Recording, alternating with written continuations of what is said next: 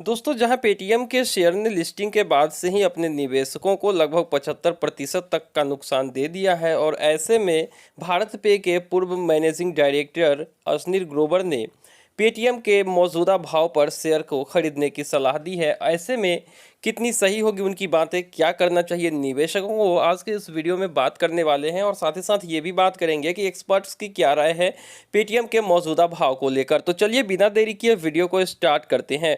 दोस्तों, जैसा कि आप लोगों को पता होगा कि पिछले साल ही नवंबर में लिस्ट हुई थी पेटीएम की आईपीओ और यहाँ पर अगर हम बात कर लेते हैं इशू प्राइस की तो 2150 रुपये के इशू प्राइस थी, जबकि लिस्टिंग 1950 रुपये यानी लगभग 10% के नीचे हुई थी और उसके बाद से ही शेयर में भारी गिरावट देखने को मिली और अब तक जो है गिरावट रुकने का नाम नहीं ले रही है। एक दिन में शेयर तो 13% तक के गिरे हैं और उसके बाद फिर अगले ही दिन शेयर 12% गिरा, लेकिन फाइनली मैंने उन दो गिरावट के बाद अपने शेयर होल्डर्स को या फिर जो पेटीएम के शेयर होल्डर्स थे उनको बताया था वीडियो में कि अगले दिन पेटीएम का शेयर डेफिनेटली ऊपर जाएगा और ऐसे में उनको निकलने की सलाह दी थी हमने।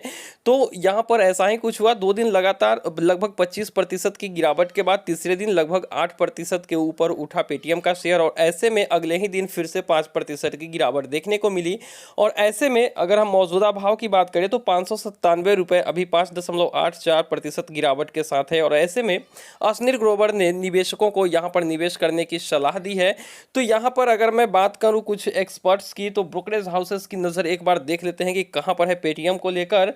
तो यहाँ पर आप देख सकते हैं मैक्वारी ने यहाँ पर लक्ष्य जो है 700 रुपये का दिया है, जबकि उन्होंने रेटिंग दी है अंडर परफॉर्म का, यानी कि इस शेयर में अभी भी गिरावट देखने को मिल सकती है और वो 450 के आसपास की गिरावट का अनुमान लगा रहे हैं। वहीं पे जेपी मॉर्गन की बात करें तो उन्होंने 1200 रुपये तक के लक्ष्य दिए हैं। गोल्डमैन सैक्स की बात करें तो उन्होंने बाई की रेटिंग दी है 1460 रुपये के टारगेट के लिए। वहीं पे मॉर्गन स्टैनली की बात करें तो उन्होंने 935 रुपये के भाव के लिए यहाँ पर टारगेट दिया है कि अभी खरीदारी करने से इसके शेयर जो है 935 रुपये तक जा सकते हैं। और फाइनली अगर हम बात करते हैं आईसीआईसीआई सिक्योरिटीज़ की तो उन्होंने भी यहाँ पर बाई की रेटिंग दी है, जबकि टारगेट उन्होंने 1285 रुपये का दिया है। अब इसमें यहाँ पर किसकी बात सही हो सकती है, तो देखिए दोस्तों, 2 बार पेटीएम की भविष्यवाणी यहाँ पर अगर हम बात करें मैक्वेरी की तो यहाँ पर सही हो चुकी है। एक बार उन्होंने 1200 का टारगेट दिया तो पेटीएम का शेयर नीचे से उछलकर 1200 1250 के रेंज को टच किया था और उसके बाद फिर से उन्होंने 900 रुपये की टारगेट दी जो कि हिट हुआ था। तो फाइनली अब जो है वो 700 रुपये की टारगेट दे रहे हैं, जबकि अंडर परफॉर्म करेगी ये स्टॉक्स, ये भी बता रहे हैं, यानी कि 450 रुपये के आसपास तक जा सकती है। तो ऐसे में निवेशकों को क्या करना चाहिए, जिन्होंने निवेश किया है तो अब उनके पास ज़्यादा ऑप्शन है नहीं, चूंकि थोड़े बहुत और गिरावट यहाँ से आने के चांसेस हैं।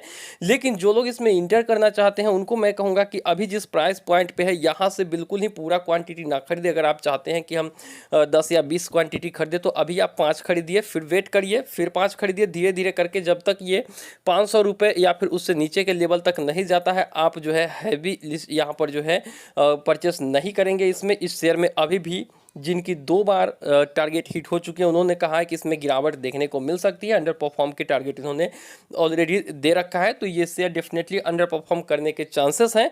लेकिन जिस प्राइस पॉइंट पे है अभी इस प्राइस से ज़्यादा नीचे आने की उम्मीद भी कम है, इसलिए अश्नीर ग्रोवर ने ये भी कहा था कि अभी जो है सही समय है पेटीएम के पेटीएम के शेयर को परचेस करने का और टारगेट जो है उन्होंने शायद 1200-1300 रुपये के आसपास कहा था। तो ऐसे में तो लगभग ब्रोकरेज हाउसेस की बात करें बाकी के तो उन्होंने 1200-1400 और 1200-900 के टारगेट दिए हैं। तो जाहिर सी बात है कि अब जो है पेटीएम के शेयर का ज़्यादा अनुमान ये लगाया जा रहा है कि ऑलरेडी ये बहुत गिरावट दिखा चुका है, लगभग 75% तक गिर चुकी है। पिछले 3 सेशन में ये जो है 23% तक की गिरावट दिखा चुका है।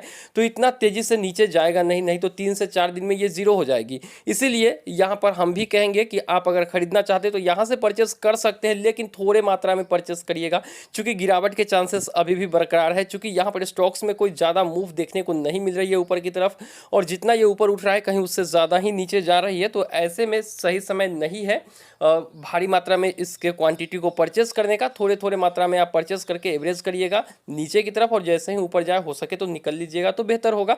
धीरे धीरे प्रॉफिट बुकिंग भी आपको इस शेयर में करते रहना चाहिए, क्योंकि इस कंपनी के साथ अभी कुछ सही नहीं हो रहा है। बहुत सी दिक्कतें हैं इस कंपनी के साथ। हाल ही में आरबीआई ने इस पर बैन लगाया है और नए कस्टमर्स ऐड करने पर रोक लगा दी है और ऐसे में बहुत सारी बातें भी आ रही कि इन्होंने यूजर्स के डाटा को चाइनीज फर्म के साथ शेयर किया था। तो ये सब बातें हैं और मार्केट जो है न्यूज़ पर ही डिपेंड करती है।